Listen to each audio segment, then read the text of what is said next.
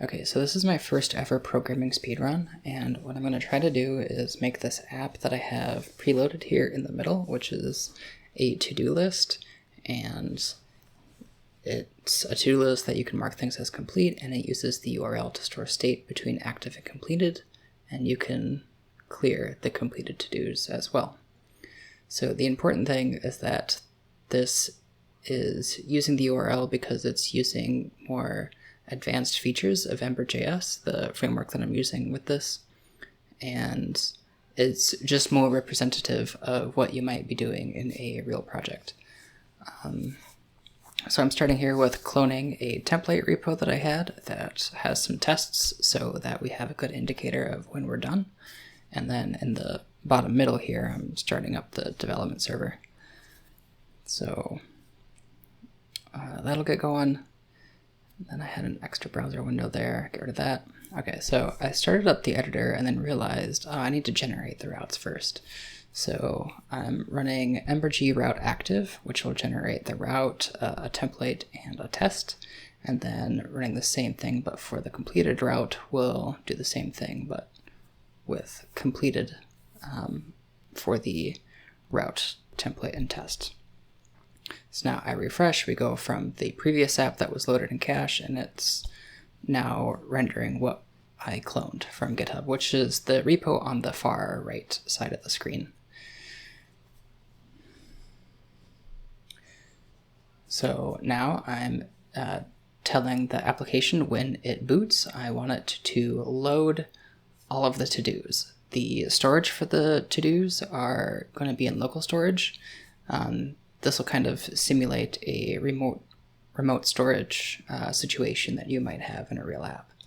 So I called the service repo, just for no particular reason other than it's what another TodoMVC example had. So what's going to go on here is I'm going to load from local storage the item named to-dos and parse it from JSON. Now, it's possible that it might not exist, so we're going to default to an empty array for the value so that when we json.parse it, we still get a list-like item. Now, something that I like doing in general when working with data is indexing things based on ID, and I'm transforming the list of to-dos via reduce to be able to access and work with to-dos based on their ID. And I'm using tracked map and tracked object here, so we convert that raw JSON data, which is inherently non-reactive, into reactive state. And here I'm just writing the inverse, converting the reactive state into JSON, and I'm going to save that off to local storage as well. Also under the to-dos item key.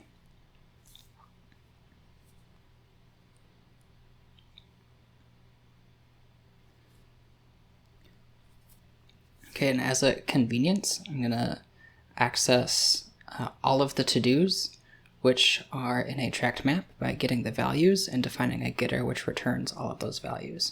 Now, nothing's going to render yet because our layout component is empty, because that's part of what we're doing here. We're implementing all of the components to create the TodoMVC app.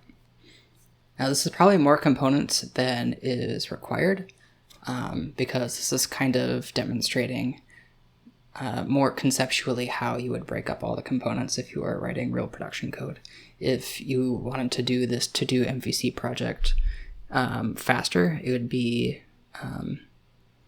like you could use less components, less files.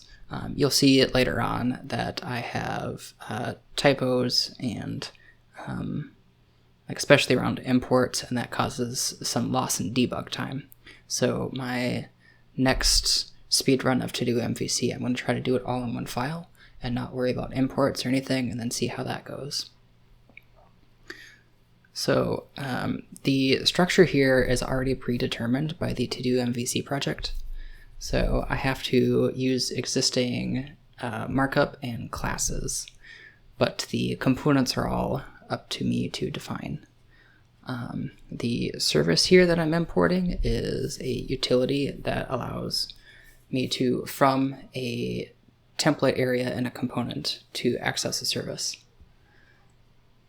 And we only want to render the footer of the to-dos if there are to-dos at all. Otherwise, we don't care, because the footer is going to have things like filters and the clear completed button, and we just don't need to be concerned with that if we don't have any to-dos.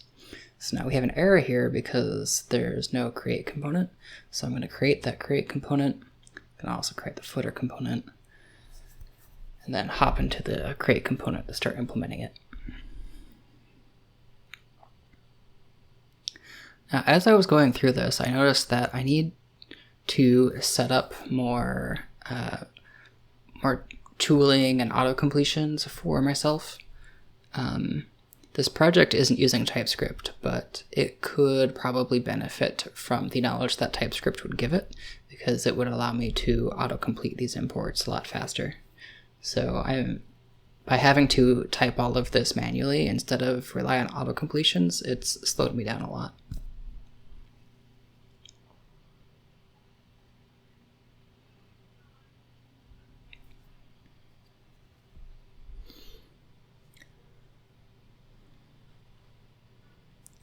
So again, this markup and class is predetermined by the TodoMVC project, and I am just implementing it as you do. And something else I noticed that as I'm typing all this is that my cursor is going all the way to the right-hand side instead of correctly auto-indenting when I'm typing markup. I have a hunch that is due to an issue with one of my editor plugins.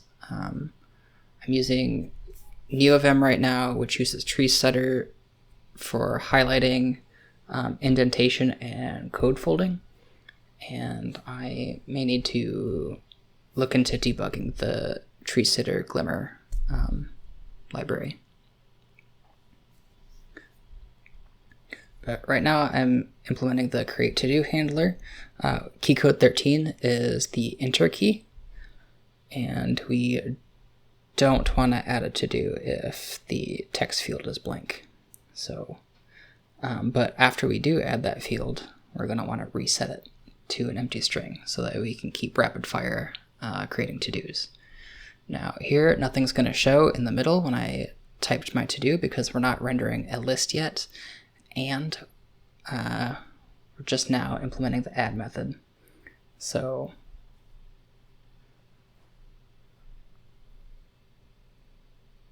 we're going to create a unique ID and then add a new tracked object to our data set.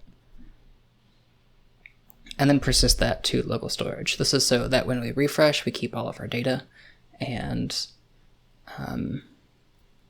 like especially for a to-do app, you don't want to lose your to-dos if you accidentally refresh the page, or if your browser crashes, or if your computer loses power. Yeah. And then the persist method here is just going to be an alias to save while passing the local state of this.data. And then I'll try it again. And then, yeah, the create behavior worked, but we're still not rendering a list. And something that maybe cost me a bunch of time while doing this speed run was regularly checking up on how the implementation was behaving, versus rather just executing a plan. Something I really appreciate about video game speedrunners is that they always have a solid plan and they know exactly what to do. You can tell that they've done it many times. And here is my first attempt at a TodoMVC speedrun, so I have a lot of improvement to do.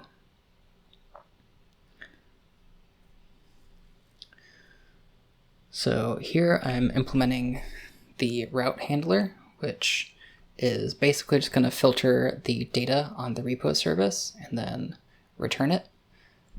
And that is going to need to be implemented for the completed route, the index route, which is the all, and then the active route. So I'm just going to try to copy paste here and then rename the name of the route. Now, it's probably not something I need to do, because since we're not implementing something that needs to debug, I could probably forgo the class name altogether. So maybe in any percent run, I'll forgo the name class and kind of just not worry about it.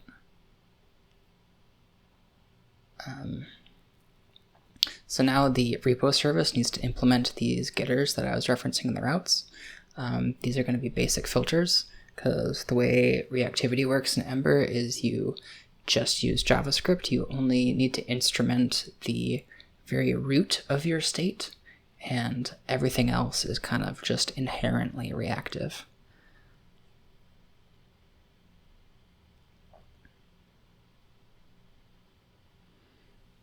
Okay, and remaining here is an alias for active. Once we get to implementing the footer and filters, you'll see that it makes more semantic sense to refer to the active list as remaining, the to-dos that have yet to be completed.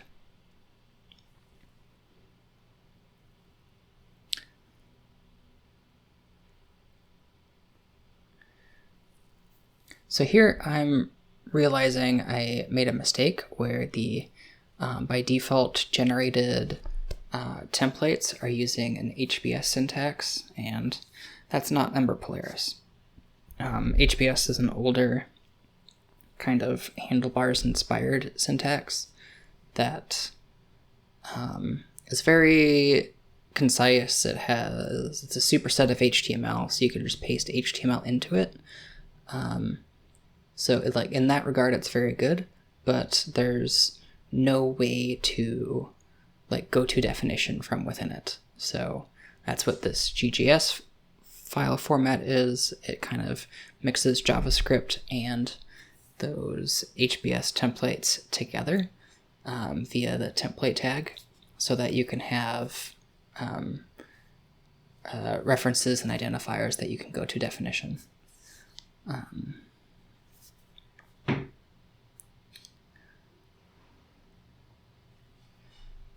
All right. And here I'm referencing a component that I haven't yet created, so I expect this to error, but the error is actually because of something else. I have a typo here, which I haven't noticed. Something that I think I would benefit from if I were to do this all in one file is I would only need to worry about my imports once, and I'd probably have a lot less typo issues. Because when you create a lot of components, as you would when working on a real project, you have an opportunity to have a typo each time you repeat something. And so even here, as I'm creating this new component, I have capital F from instead of lowercase from.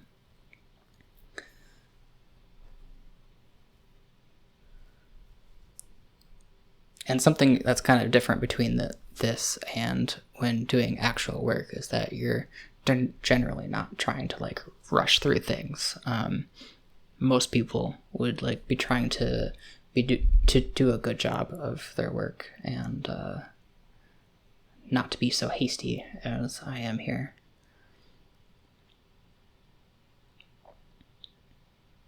So for this to-do list, we only want to show anything at all if there are to-dos, and then based on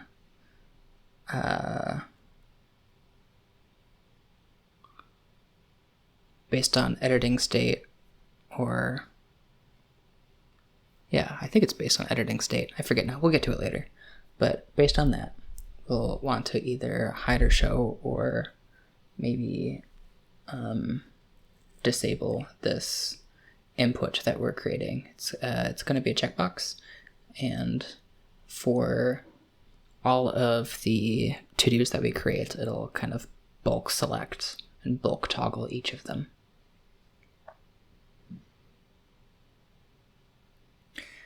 And something I forgot to mention earlier is that this on modifier, it's an alias for add event listener, and it also handles remove event listener. So it kind of helps reduce your memory footprint of your event handlers.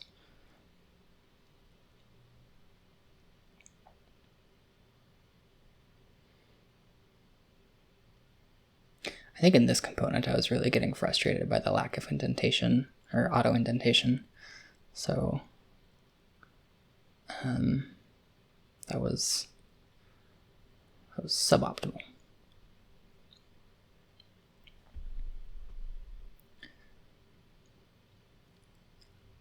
All right, and then gotta close out the if, and then we're going to implement the each block, which will only render the item and then pass some arguments to it.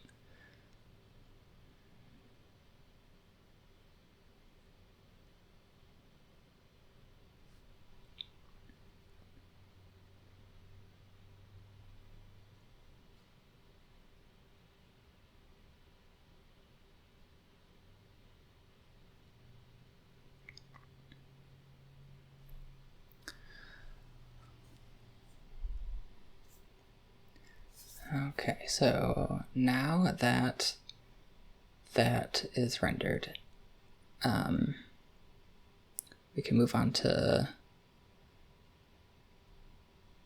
well, gotta put a placeholder here, because otherwise if we don't have at least some component in this file, we're gonna get an error, because we're importing it and rendering it, and we can't render nothing.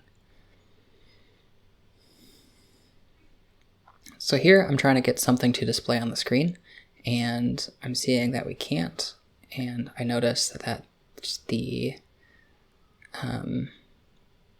template file is empty, so I need to copy that from the other places. So we have active. I noticed the typo, and then the typo is probably why nothing was rendering. But let's see. Like, the order of this is inefficient, and here I have too many clipboards, so it's losing time there.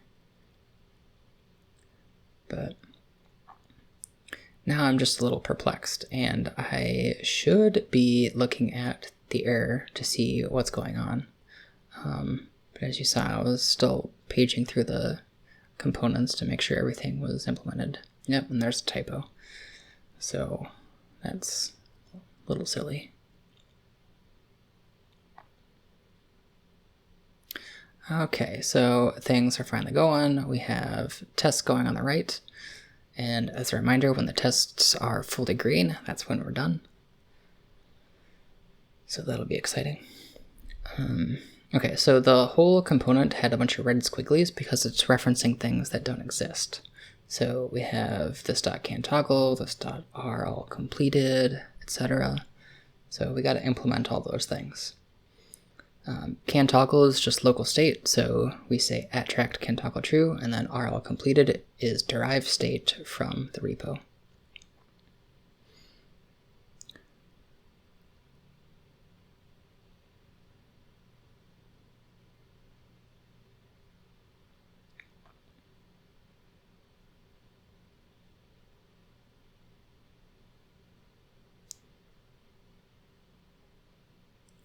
Alright, and toggle all is going to persist after it does its operation, because as a reminder, we want to keep all the state in local storage, and we don't want local storage to really ever become stale. I got another typo here. Toggle all needs to be spelled correctly. Alright, that's good to go. So now we start implementing the to-do item. I don't know if you noticed, but as the tests are refreshing and the middle view is refreshing, if the middle view has any to-dos on it and it refreshes after the tests, it's likely going to have all of those to-dos removed. And that's because in the tests, it's clearing local storage before and after every test, just to make sure that it starts with a clean slate and then leaves things how they were left.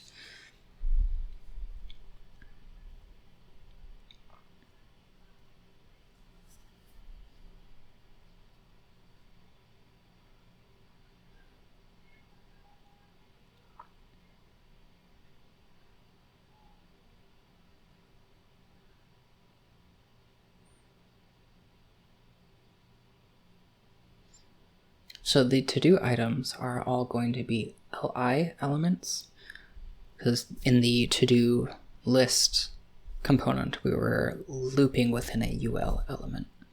And we're going to have some conditional classes on here so that we can style when something is completed or when we're going to want to edit it.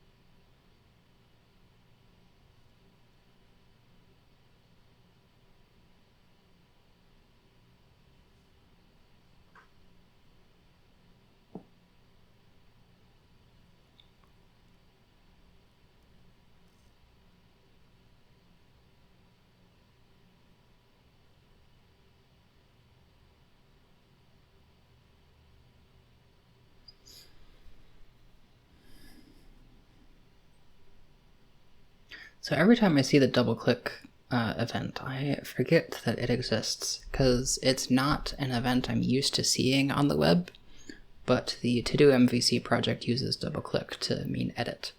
Now, normally I would prefer an edit button, something that is more obvious that when you click it, it's going to put you into an edit state.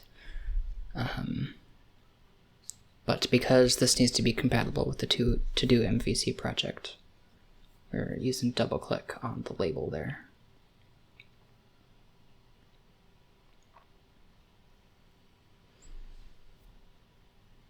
So this is the last element for the to-do item, and it is the actual input that you type into once you toggle away from the static label display.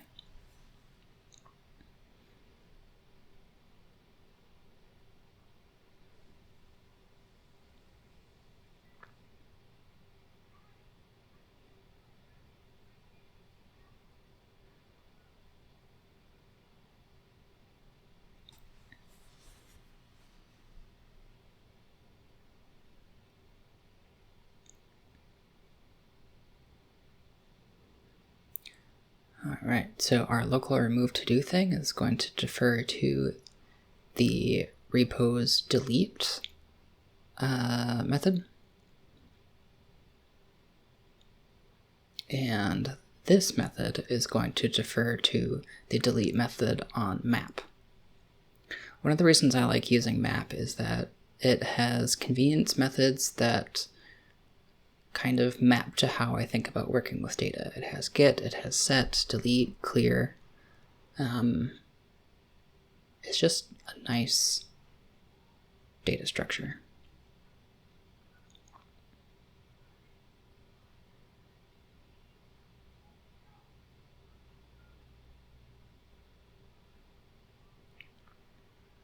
Alright, and toggling is just setting the completed value to whatever the checkbox is, and then saving to local storage. And handle key down is going to do a couple things. When we press enter, we're going to want to cause the save behavior, which is on blur. And then when we press escape, we're going to want to cancel.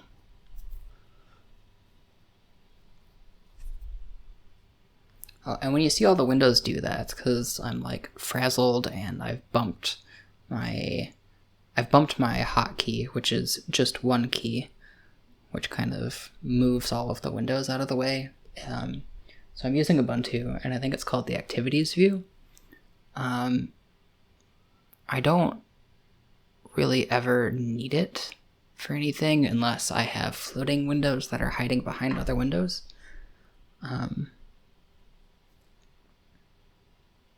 But yeah, anyway. So when we start editing, we need to set the editing state, and then call a callback, and then focus the edit button. And then if done editing is called, we want to make sure it doesn't do anything if we're not editing, because that means it was called by mistake. Now there's no way that can happen in this code, but in general I like to be pretty defensive around callbacks, especially as they bridge between HTML and JavaScript.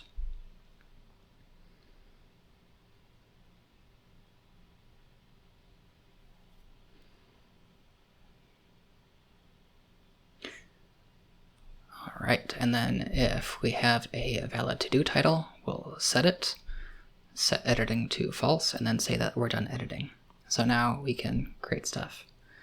And as you saw there, my second to-do didn't render, so now I think something is suspicious. So let's see what it was. So this is interesting. I got a like syntax error here. So I'm surprised the app even loaded, but let's see. Okay, so I still have an issue. So that's kind of goofy.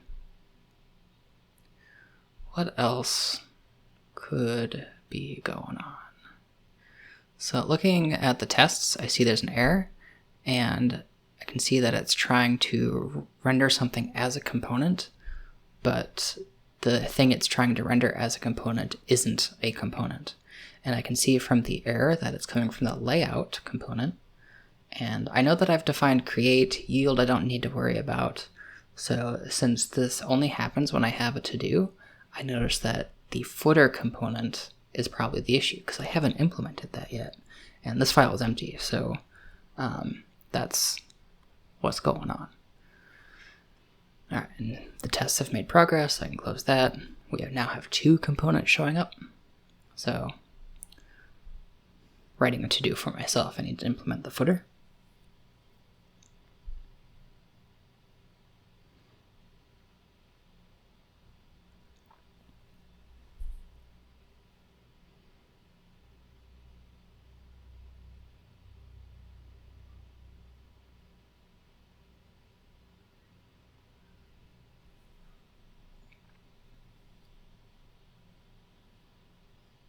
And the footer is what houses the filters, which is how you go from all to-dos, completed to-dos, or active to-dos. And then there's also the clear completed button and an indicator of how many to-dos are on the display. Now this function here handles pluralization. So whether or not we have to say items or item. And in my haste, I forgot to add a quote around item, so that'll come to bite me later.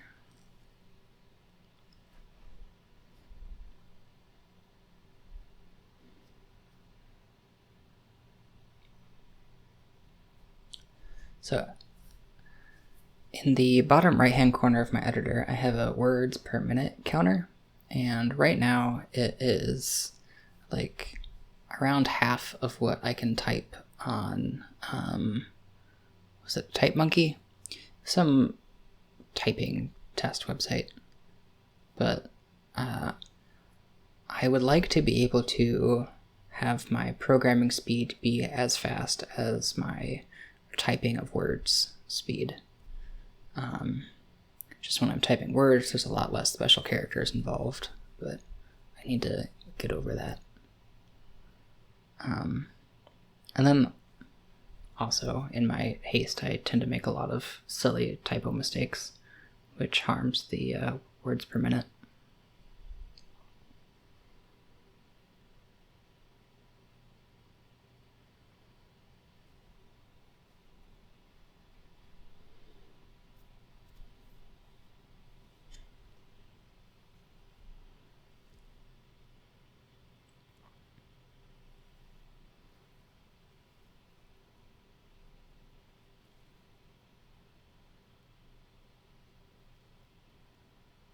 Okay, and here I was struggling with some auto-completion behavior, but got through it. Now here I am moving on to the filters, which is just going to be a few links. no big deal. But this is one example where if I figure out, well, not if, I'm going to look into this, but I need better autocomplete for HTML tags and indentation just in general, because there's a lot of repetition in this component, and I would like to be able to I would like to have been able to have coded this way faster than having to rely on copy paste.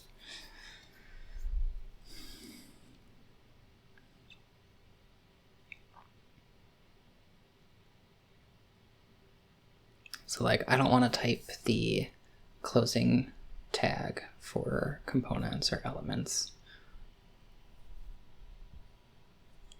I want to say that at some point that used to work in my editor, but I tweak it so often and I don't have like tests for the behaviors I like, so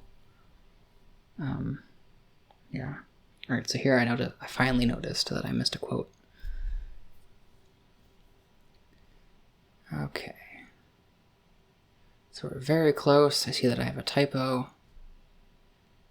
And my tests reveal that I forgot to implement a method in the repo service. So adding that.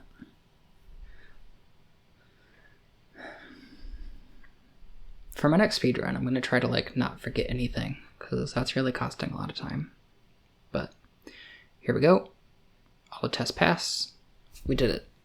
31 minutes, 19 seconds. Let's see how fast I can do it next time. So thanks for watching. If you're not already, please subscribe. It helps a lot. It helps motivate me to make videos. And if there's a video you would like to see, please let me know and I can make it. Thank you.